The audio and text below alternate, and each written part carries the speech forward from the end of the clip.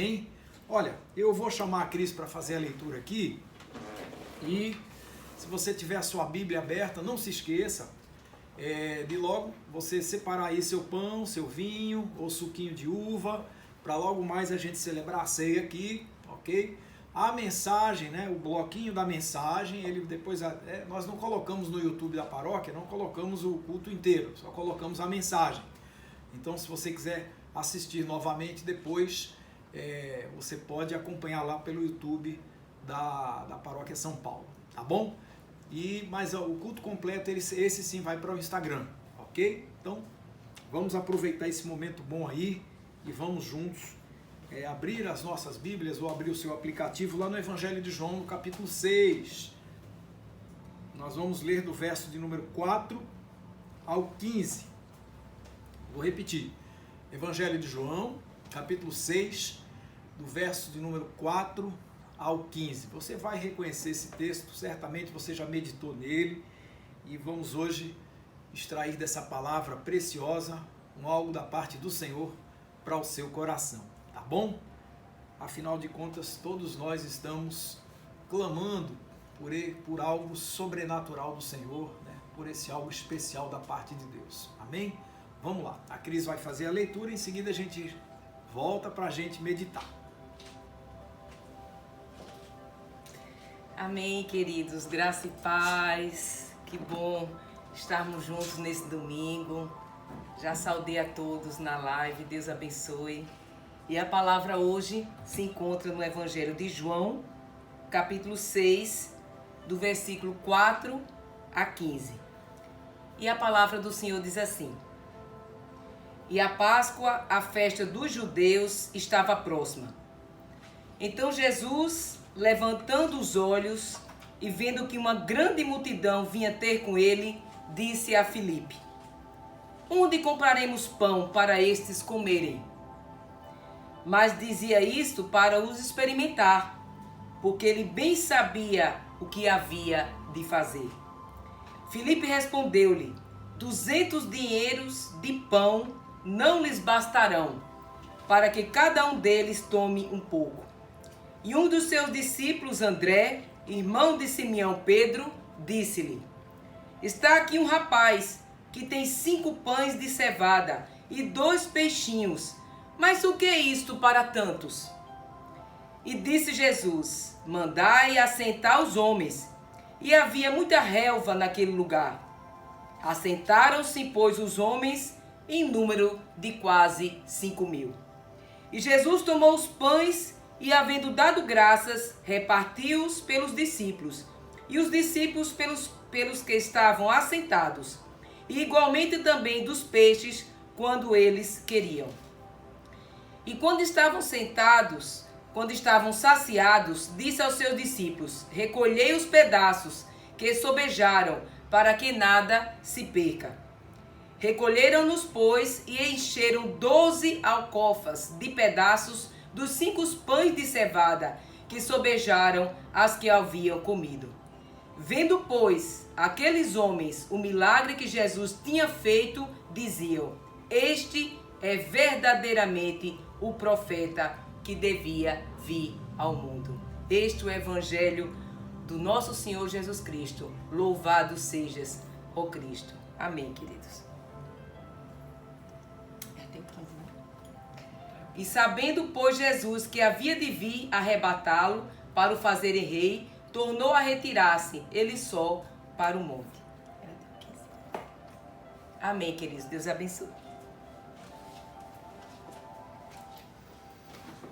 Amém, irmãos. Olha, você consegue imaginar, né? Vamos orar primeiro. Pai, nós pedimos a tua bênção, porque agora vamos falar ao teu povo, daquilo que o teu evangelho, tua palavra viva quer revelar para cada um de nós. Senhor, tu conheces o que há no coração de cada um, suas perguntas, suas necessidades, seus clamores, seus louvores, por isso pedimos a tua bênção mais uma vez, para que tu nos ajude a proferirmos as palavras no temor do teu nome e na vontade de te servir melhor. Eis aqui a nossa vida rendida à tua vontade, para que o teu Espírito Santo encha o nosso coração.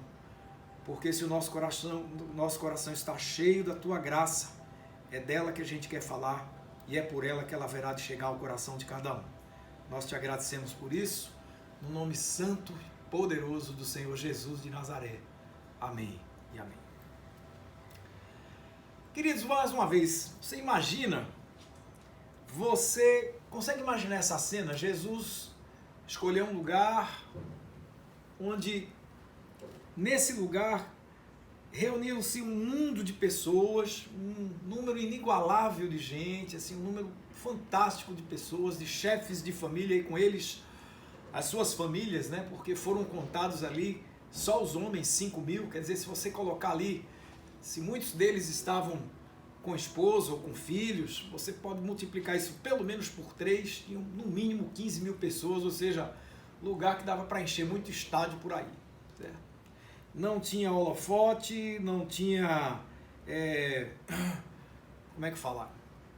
Não tinha cobertura, tá certo? Não tinha nenhum, certo? Não tinha ar-condicionado, não tinha microfone, não tinha caixa de som. Eu imagino o silêncio que aquele povo fez, chegando bem juntinho de Jesus. Não sei nem se ele tinha espaço para dar muito passo para lá e para cá.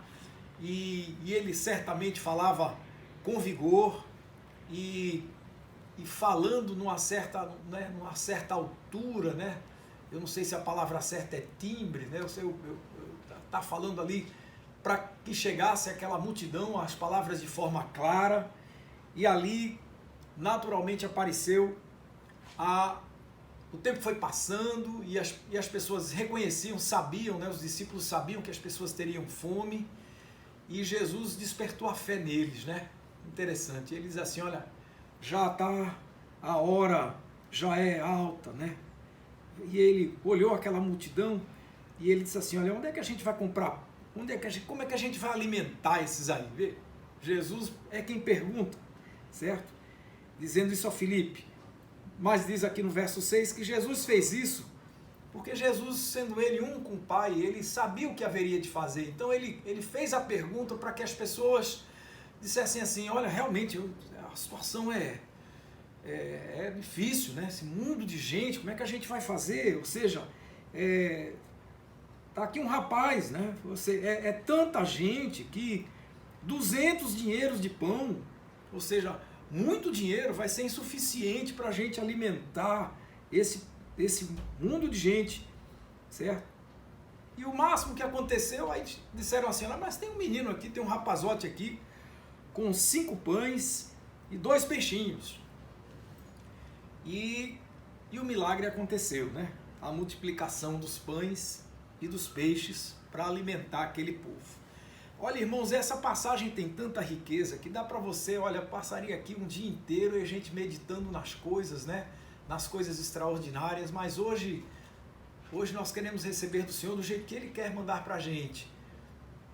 E vamos lá. E o que foi que aconteceu ali? Jesus então orou, tá certo? Tomou os pães e tendo agradecido, verso 11, veja bem, não houve dancinha, eu sempre digo isso, não houve dancinha, não houve oração do poder, nada disso. A única coisa que Jesus fez foi dar graças ao Senhor. Foi agradecer aqueles 5 pães e 2 peixinhos, porque foi isso que ele fez, certo? Mandem se assentar, e havia muita relva, diz aí o verso, né? Havia muita ali, assim, como se fosse numa pastagem, né? Para o pessoal se sentar confortavelmente.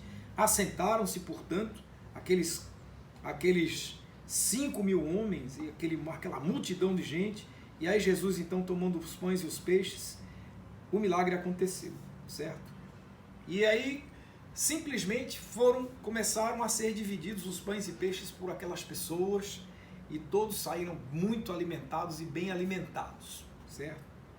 E aí, o que nos ensina, né?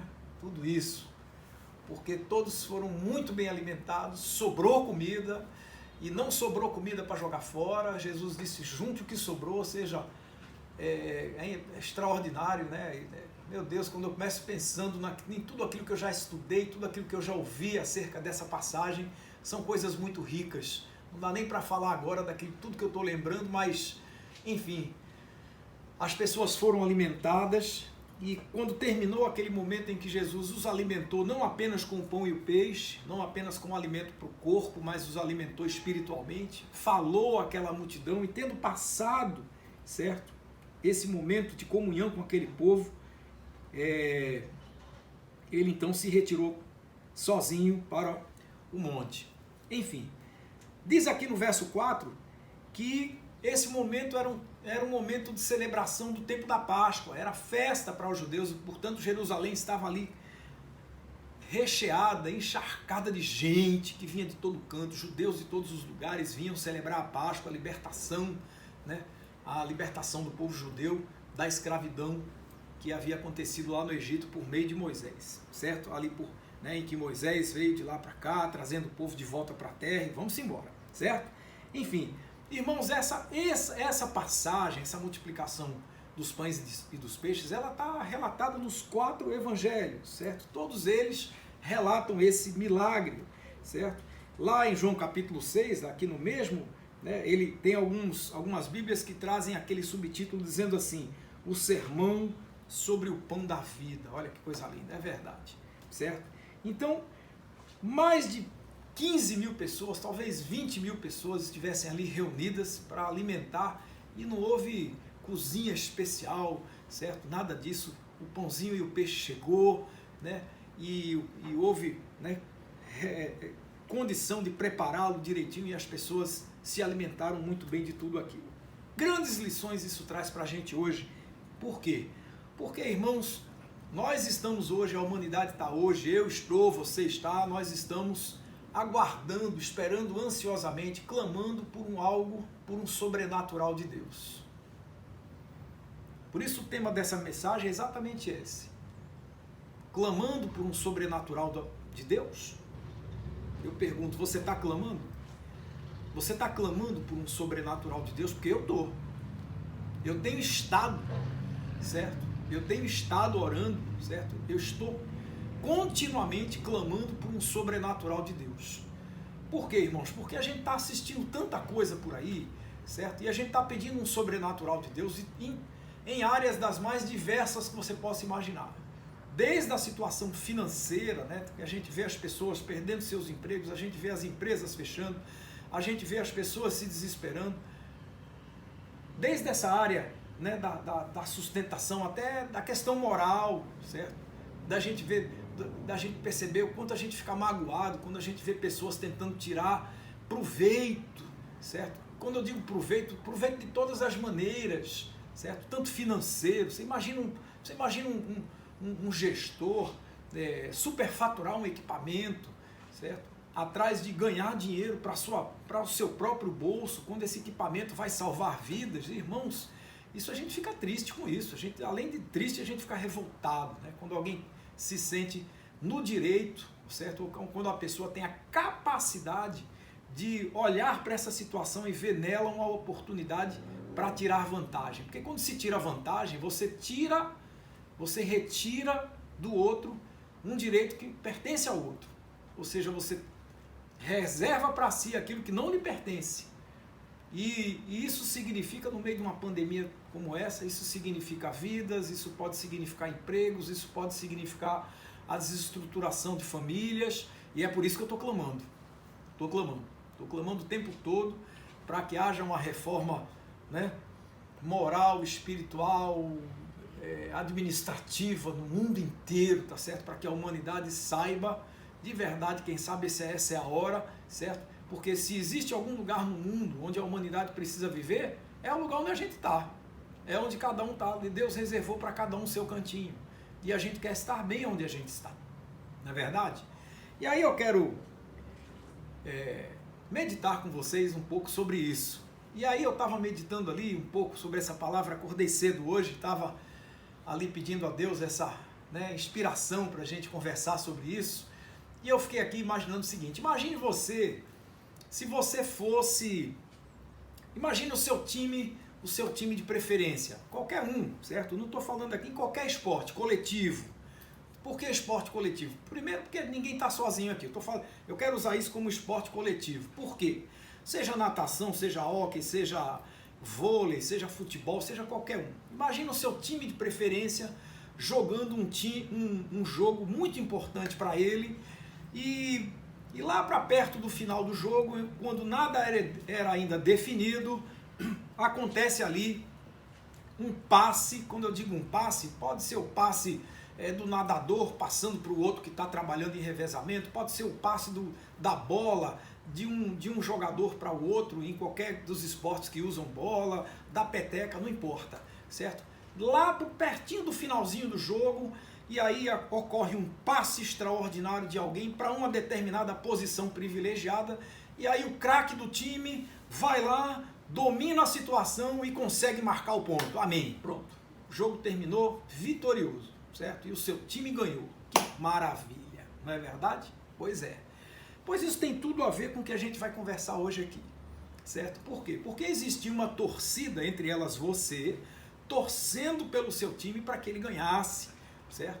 E ali ao redor de Jesus tinha uma torcida enorme de milhares de pessoas torcendo para que alguma coisa mudasse, para que alguma coisa acontecesse na sua vida, tá certo? Estavam esperando receber do Senhor Jesus aquela entrega, aquele gesto de entrega misericordiosa, daquela palavra que transforma, daquele algo, e de repente esse sobrenatural aconteceu. As pessoas com fome, de repente aconteceu a multiplicação dos pães e peixes e todo mundo saiu dali não somente alimentado emocionalmente e espiritualmente, mas também saíram muito bem alimentados. Eu li uma vez um desses comentários dizendo, olha, fizeram uma análise pelos nutricionistas para saber se essa alimentação era uma alimentação saudável, né? E aí alguém disse que em um desses estudos a pessoa disse que era uma alimentação perfeita, porque tinha carboidrato, proteína, gordura. Vê que legal. Ou seja, Deus não nos alimenta, irmãos, com comida, com junk food, com comida lixo, certo? Com comida ruim, certo? O alimento que vem da parte do Senhor é perfeito. E aí Jesus alimentou aquela galera toda, aquele mundo todo mundo saiu dali de barriguinha cheia, e o que sobrou não foi jogado no lixo. Isso também traz grande lição, que mais tarde a gente vai comentar isso. Então vê, aconteceu tudo isso. O jogo do seu time rolou, seu time ganhou e alcançou a vitória. Está lá você feliz, assim como a gente aqui hoje ao redor da mesa do Senhor, clamando para que Deus faça algo sobrenatural do Senhor, para que a gente veja uma ou várias situações melhorarem, mudarem, certo? Para melhor. Amém. Então, para que isso aconteça, porque eu não sei qual é o seu clamor, eu não sei o que você está pedindo a Deus, eu não sei o que te faz chorar, eu não sei o que está te incomodando, eu não sei o que está doendo em você, mas Deus sabe. Deus sabe o que te incomoda, Deus sabe o que te faz mal, Deus sabe o que está, certo, destruindo o seu emocional, tá certo? Deus sabe o que está tirando de você, né, talvez a esperança, a confiança de que amanhã de fato possa ser um dia melhor. Às vezes a gente olha assim, pastor, quanto mais eu oro, mais assombração vai aparecendo na minha vida. Que negócio é esse? O que é que está acontecendo? Eu digo, meu irmão, minha irmã, não se desespere, porque Deus está no controle. E se Ele está no controle, você não está só.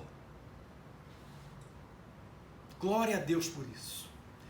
Então, que lições preciosas a gente pode tirar dessa passagem, entendendo essa mensagem aqui? Porque imagina o seguinte, imagine se o seu time também naquela mesma final, agora uma outra situação. Ocorreu aquele passe extraordinário já perto do finalzinho do jogo, e aí o craque do time estava lá na posição, mas ele tinha uma lesão, ele estava ali meio sacrificado, mas estava na posição certa, mas na hora de concluir o ponto, aquela lesão apareceu, incomodou e ele não conseguiu fazer o ponto, seu time não ganhou. Ou você imagina que na hora que aconteceu, na hora que o jogo terminando, aquele momento final, o passe aconteceu e aquela coisa foi entregue, né? O próximo passo, esperando que acontecesse, e o craque não tivesse lá. Imagina. E aí você, rapaz, a gente treinou tanto, foi tão bem treinada essa jogada, esse passe, etc. E por que não estava lá na hora? Pronto, e o jogo terminou sem vitória. Como é que fica?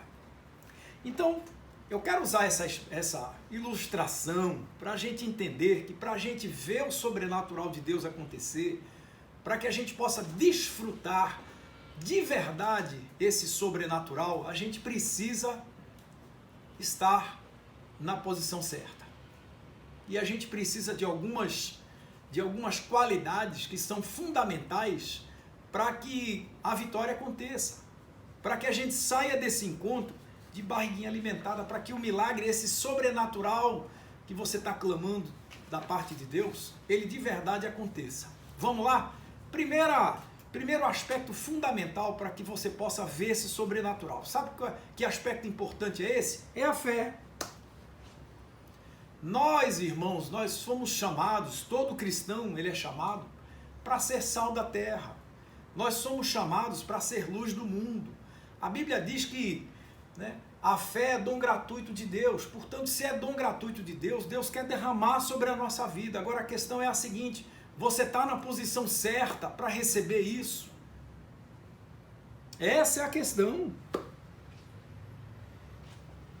Deus está o tempo todo nos experimentando, como fez com Filipe. Jesus sabia que aquela situação ia acontecer, ele sabia que a multiplicação dos pães e peixes iria acontecer, ele sabia disso. Mas ele ainda assim experimentou a fé de Filipe. Olha, tem tanta gente aqui, como é que a gente vai alimentar esse povo todo? Filipe olhou com os meus olhos e os seus, irmão. Viu, irmão? Mesmo olho, mesmo olhar. Olhou para o lado, olhou para o outro. Rapaz, olhando essa multidão todinha aqui, eu não sei. Se a gente tivesse muito dinheiro numa sacola aqui e comprasse esse dinheiro todinho de pão, eu acho que não ia dar para alimentar esse povo todo. Repare que Jesus não ficou, vem cá meu filho, eu vou te ensinar, eu vou mostrar a você, vou dar uma aulinha, nada disso. Jesus foi extremamente prático, dá para tirar outras lições extraordinárias, ou seja, ele partiu para a ação, certo? E aí o milagre aconteceu, certo? Então nós somos chamados hoje, irmãos, nós somos convidados hoje a olhar para as circunstâncias que a gente está vivendo e não perder a fé. E mais do que isso, para que nós somos convidados a sermos sal e luz para as pessoas que nos rodeiam.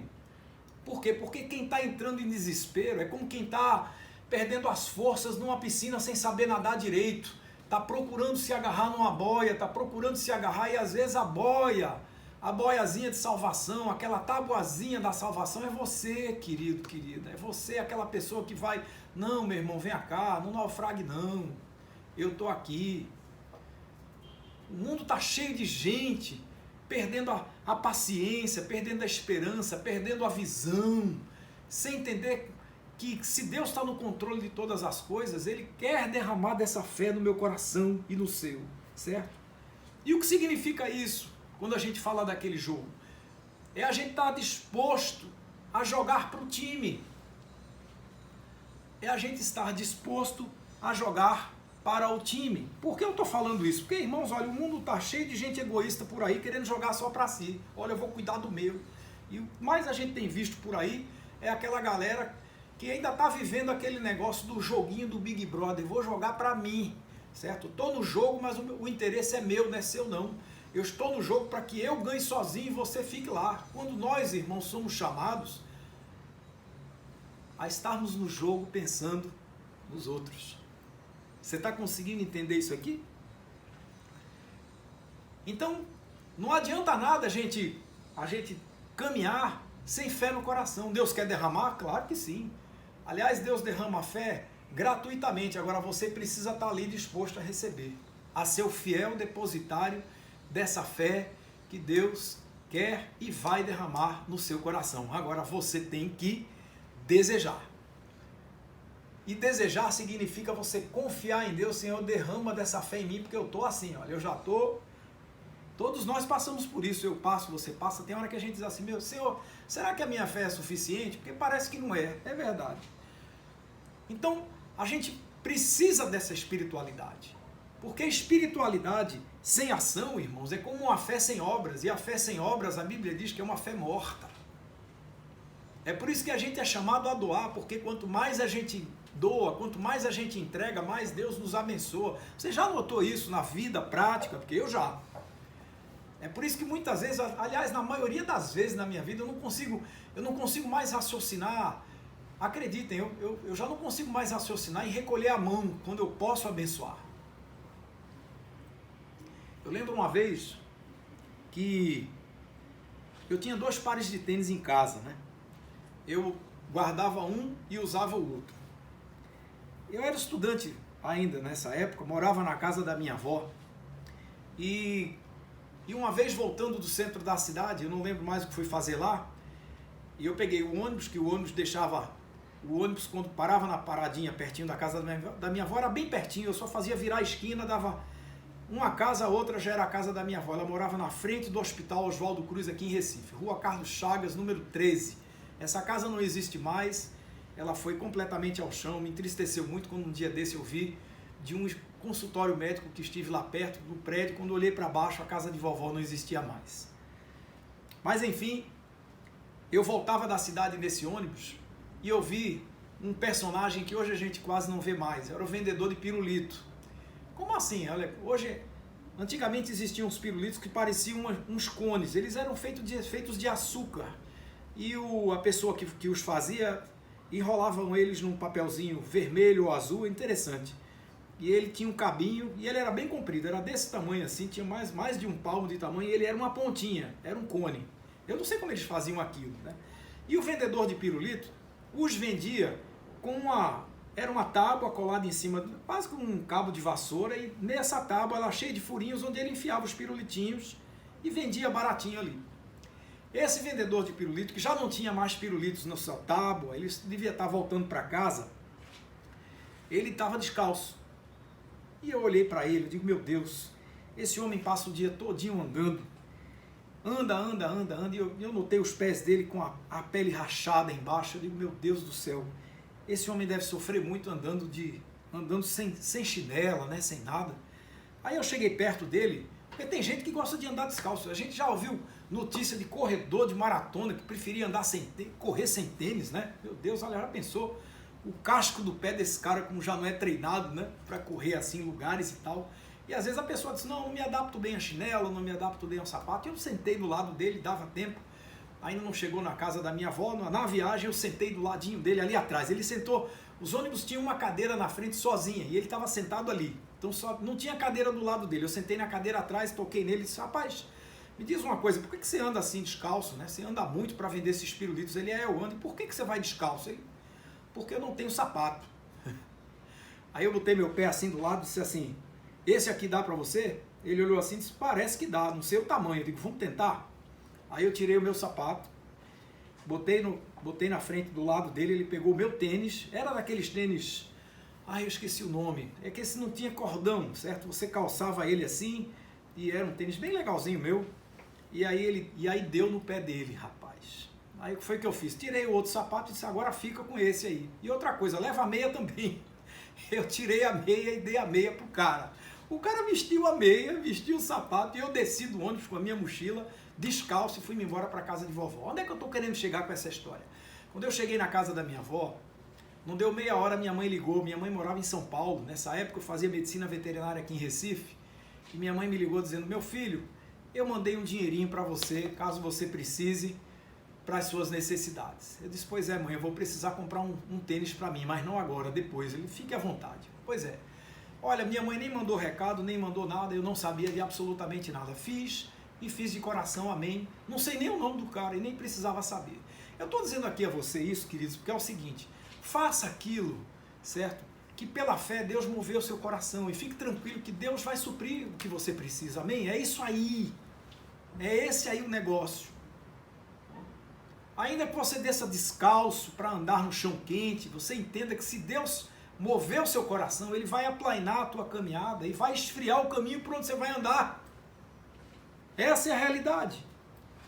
O que o mundo precisa, queridos, é reconhecer em nós de quem nós somos servos. Existe uma máxima que diz aí, né, não está na Bíblia isso não, mas diz assim, diz-me com quem andas e eu te direi quem és. Certo? Essa é uma sabedoria popular que tem tem bastante coisa a ver, certo? Não é sempre assim. Por quê? Porque eu posso ser um repórter fazendo uma reportagem, certo? Com pessoas, enfim, de uma determinada prática que eu não faço parte, mas estou ali, estou andando com eles, perguntando a eles, mas não faço parte. O que esse dito popular está dizendo é o seguinte, Diz-me com quem tu vives, certo? Essa é a questão. Com quem que você caminha junto? Porque quem está trabalhando com outra comunidade temporariamente, não significa que você faça parte daquela prática. Mas se você faz parte daquela comunidade, é com ela que você caminha. Ou seja, de alguma forma você está influenciando a comunidade e a comunidade influenciando você. Então você tem que tomar cuidado. Por quê? Porque se você não está andando com Deus, você precisa mudar de turma. Mas se você anda na presença do Senhor, as pessoas vão saber com quem você está caminhando. E aí, por isso Jesus diz lá, certo? Em João 13, 35 diz assim: nisso conhecerão que sois meus discípulos. Por quê? Se vos amardes uns aos outros. Irmãos, espiritualidade sem ação é fé morta. E ação sem espiritualidade, certo? É uma fé vazia. E não é isso que Deus quer fazer conosco. Você quer ver o sobrenatural acontecer na sua vida, querido, querida? Encha-se da graça de Deus. Encha-se do amor de Deus. Encha-se desse misterioso, certo? Desse misterioso universo que Deus quer fazer habitar aí na sua vida. Para que as pessoas vejam Jesus através da sua vida e as pessoas dizem assim: olha, eis aí uma mulher de fé, eis aí um homem de fé. Entendeu? É o primeiro passo para você ver o sobrenatural acontecer, para você ver esse algo extraordinário de Deus acontecer na sua vida. Amém? Segundo a lição preciosa desse texto para mim e para você, entre tantas outras. A gente pode pregar nesse texto aqui mais 1 milhão de vezes, e 1 milhão de vezes a gente tem outras mensagens diferentes para falar ao coração. Mas se você quer ver esse sobrenatural, eu também quero, viu? Você está batendo aqui primeiro, certo? O que é que precisa para isso acontecer? Obediência. Obediência. Alguém brincando comigo diz o seguinte: sabe como é que é o ABC de Deus? Por quê? O meu ABC começa com A, B, C, D, não é assim? Pois é. Pois o ABC de Deus começa com O. Como é que é isso, pastor? O, B, D, C. Entendeu? Brincadeira, mas é por aí para você entender. Começa por obediência. Meu irmão, minha irmã, presta atenção. O time pelo qual você torce está lá no finalzinho do jogo e o passe aconteceu. O povo treinou o tempo todo como é que podia fazer aquela jogada. Se todo mundo não estiver em obediência ao movimento, ou seja, o movimento está acontecendo. Se todo mundo ficasse lá atrás, esperando a coisa acontecer, parado, sem fazer nada, se não houver uma obediência àquele movimento, àquela articulação, ou seja, aquele mover do corpo, certo? Para que na hora que aquele passe, para que aquela passagem acontecesse ali, para finalizar com um ponto e o time ganhar aquele jogo, se nada disso acontecesse, se não houvesse essa obediência, nada teria acontecido. De nada adianta o técnico levar o time todo para jogar e na hora de entrar ninguém entra em campo. Se não houvesse obediência, o jogo não acontece. Lá em Atos 5, 29, Pedro diz assim: olha, mais importa obedecer a Deus do que aos homens, certo? É obediência, irmãos. Lembrem-se do que aconteceu na nossa leitura. Sabe o que Jesus fez? Ele disse assim: mandem que se assentem. Aparentemente aquela área ali era um grande pasto, havia muita relva, lugar confortável para as pessoas se assentarem. E o que foi que disse no texto? E as pessoas se assentaram. Ou seja, eles receberam o milagre, eles receberam esse sobrenatural.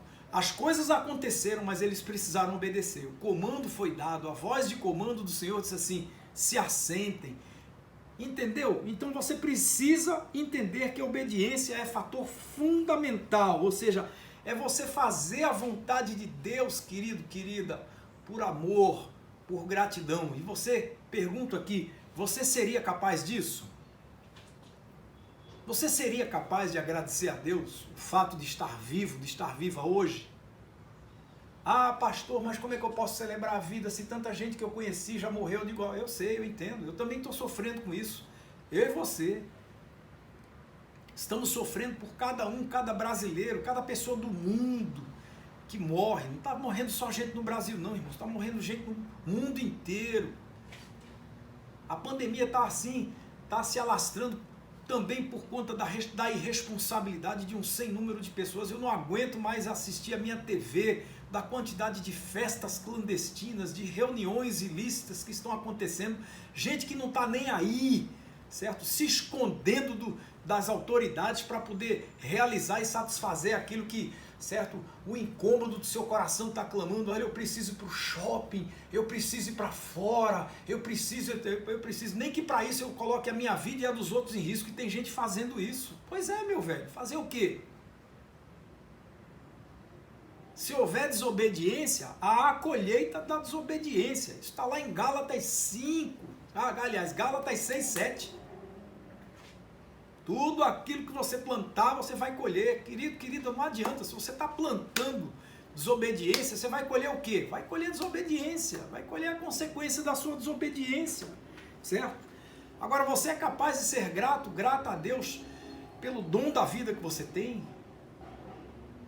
Você é capaz de agradecer a Deus, certo? Pelas bênçãos que Ele tem derramado nas pessoas. Olha, pastor, a minha vida está uma loucura, mas tem um monte de gente que eu amo, que graças a Deus não aconteceu nada de mal. Você é capaz de ser grata a Deus por isso?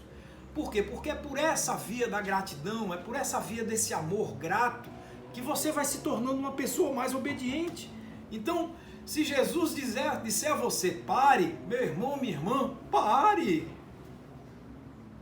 É isso aí. Se Ele mandar parar, você para. Se Ele mandar você andar, ande. Se Ele mandar você esperar, você espere. Agora espere sem reclamar. Por quê? Porque é para esperar. Tudo tem sua hora determinada e há tempo para todo propósito debaixo do céu, diz a palavra. E o tempo pertence a quem? A Deus. A pandemia não vai acabar porque eu quero, porque você quer. Vai acabar quando Ele disser para acabar. O Mar Vermelho pode se abrir hoje? Pode. Mas pode não se abrir ainda hoje. E aí? E quando ele se abrir, a gente quer passar antes dele fechar. Porque se você se meter a cara fora da hora, você pode, ficar no caminho. E aí? O que é que você quer fazer? É melhor obedecer. Se Jesus disser a você, se o Espírito Santo disser a você: mova-se, a palavra é essa, se mexa, certo? Haja, faça a sua parte. Se o Senhor está convidando você a fazer a sua parte, ajude, querido, contribua, entendeu? Agora sem arrogância, essa é a questão. Faça, espere o tempo certo. E se o Senhor mandou você fazer, a palavra é essa: faça. Entende? Ele pode fazer sem a sua ajuda? Claro que pode, Ele é Deus, mas Ele espera contar com você, Ele não depende de você. Se você disser não, Ele já sabia, já está levantando o outro, paciência. Não é você quem vai impedir o agir de Deus, não. Você pode recusar o agir de Deus na sua vida, é com você. Ele até sabe que isso vai acontecer, mas eu espero que não seja esse o caso. Entende? Nós não somos hipócritas para estar aqui te enganando. Agora, isso é com você, e a única pessoa que é capaz de julgar isso não sou eu. Entende? Não sou eu. É por isso que um dia a gente vai chegar no céu e nós seremos, como disse o pastor Caio Fábio uma vez, nós seremos surpreendidos no céu, amém? Porque pela imensa graça de Deus. Onde abundou o pecado, superexcedeu a graça, louvado seja o nome do Senhor. Então pronto, esse Deus de amor, amou a todos, meu velho. Amou a gente, gente troncha, feito eu e você. Então ama qualquer um, pronto. Então onde Deus resolveu derramar da sua misericórdia, se é sobre a sua vida, abra o coração e receba. Agora não faça nada se não houver no seu coração a sinceridade de quem ama de verdade, entendeu? Esse é o segundo grande segredo. É a obediência, é essa obediência que a gente faz por amor, certo? Aquele que obedece sem esperar nada em troca, sabe por quê? Porque já tem a consciência de que já recebeu tudo que precisa, eita, coisa boa. E se Deus quiser mandar mais, que mande, porque a Bíblia diz assim: a quem muito é dado, muito lhe será cobrado, eita, coisa linda. Pois é, o mundo de empresa fechando e a tua empresa prosperando. Para que Deus está fazendo isso? Ele está esperando fidelidade da tua parte. A quem? A Ele, certo? Um mundo de gente perdendo o emprego e teu emprego seguro. Por quê? para que pela fidelidade de Deus na sua vida você seja fiel a Ele, amém? Fiel como? Obedecendo, meu irmão. E o que é que Deus já está pedindo de você? Eu não sei, quem tem que saber é você, não sou eu que vou dizer. Mas se Deus pede alguma coisa a você, se Ele fala alguma coisa a você, em nome do Senhor Jesus Cristo, querido, querida, você quer ver o sobrenatural acontecer quando você clama, abra o seu coração, deixe Deus derramar fé e diga assim: Senhor, eis-me aqui em obediência humilde e sincera diante da tua face, amém. Certo? Porque quem não espera nada em troca da parte de ninguém é plenamente consciente de que já é feliz. Como disse o apóstolo Paulo, aprendi a viver contente com tudo que tenho. Se tenho muito, tá bom. Se não tenho muito, tá bom também. Posso todas as coisas naquele que me fortalece. Eita, coisa boa. E aqui, queridos, eu começo encerrando essa mensagem dizendo a você o terceiro grande segredo para que você veja esse excepcional de Deus acontecer na sua vida. Primeiro foi fé. Não esqueça dela. Abra o coração, deixe Deus derramar. O segundo é obediência natural. Se não for natural, não adianta. Deus não quer aquela obediência hipócrita, legalista de ninguém. Ele quer aquele que obedece e diz: Senhor, eu vou obedecer porque, glória ao teu nome. Eu tenho visto o teu mover na minha casa, tenho visto o teu mover na minha vida, e eu vou ser obediente. Com todos os meus defeitos, eu estou lutando para ser cada dia mais obediente. E a terceira grande lição, e aqui eu começo encerrando dizendo a você o seguinte: quer ver o sobrenatural acontecer? Coloque tudo isso aí nas mãos de Jesus. Sabe por quê? Porque tudo que você tem é pouco. Vou repetir. Tudo que você tem é pouco. Ah, mas eu sou muito rico. Eu digo, pois toda a sua riqueza é pouco. Essa é a sua pérola? Pois é.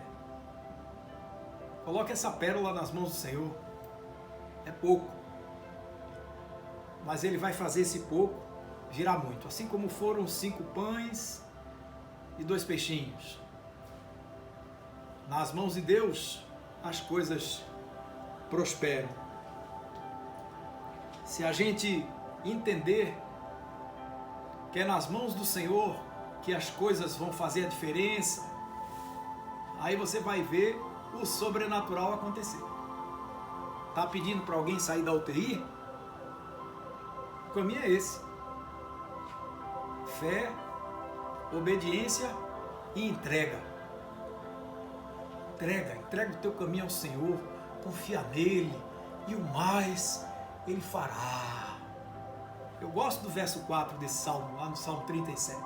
Diz assim: deleita-te no Senhor e Ele satisfará os desejos do teu coração. Deixa por outro eu falo isso aqui, você já deve estar meio cansada de ouvir, mas é para ouvir de novo, amém? Seja hoje um gesto de entrega da sua parte, porque nós fomos chamados, irmãos, a partilhar o pão. Nós fomos chamados a fazer a diferença no mundo. Nós fazemos parte desse time. Lembre-se que um time, quando está cercado pela sua torcida, ele tem mais vontade de jogar. Então você está lá, você também é né? Quando o pessoal fala do futebol, são 11 em campo e tem um 12º lá, a torcida jogando lá, dando força, vai, vamos embora. Você também faz parte desse time. Viu? Você também faz parte desse time. A única coisa que você precisa é entender que nós somos chamados a alegrarmos com os que se alegram e a chorar com os que choram. E a gente entender, como diz Paulo aos Filipenses: o meu Deus, segundo as suas riquezas, Ele suprirá todas as vossas necessidades em glória por Cristo Jesus, o nosso Senhor. Então, meu irmão, Deus supre. Deus vai suprir, não duvide disso, mas Ele vai contar sempre conosco. Fique atento, fique atento. Se você colocar nas mãos certas, Deus vai botar ordem em tudo. E aí a gente pode fazer como Jesus. Talvez seja aqui o quarto e último ponto mais importante é dar graças a Deus, certo? Senhor, obrigado. Eu ainda não vi acontecer, mas os meus olhos já enxergam acontecendo. Louvado seja o teu nome, certo? De verdade. Seja grato, seja grata. Sabe por quê? Porque a gratidão, ela abre as despensas do céu. Se você quer isso, certo? A hora da mesa era a hora importante para as famílias reunirem-se. E o que está acontecendo hoje, mundo afora, é as famílias, Deus colocou as famílias para se reunirem à volta na mesa.